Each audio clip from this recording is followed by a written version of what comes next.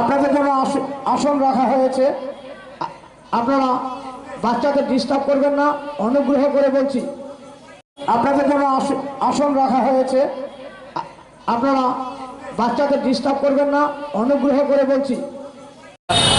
আজ মহালয়ের পূর্ণলগ্নে শতদল সংঘের উদ্যোগে আমরা 6 দিন ব্যাপী এক বর্ণাঢ্য অনুষ্ঠান আয়োজন করেছি।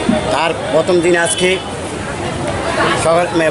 সকালে 6:30 আমরা এই ফিট ইন্ডিয়া র্যালি করেছি।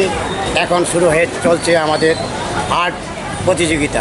এই প্রতিযোগিতায় এলাকার বিভিন্ন অংশের মানুষ, বিভিন্ন ক্লাবের থেকেও আগত এখানে আপনারা দেখতে পাচ্ছেন সবাই প্রতিযোগিতারা আর্ট করতে বসে পড়েছে।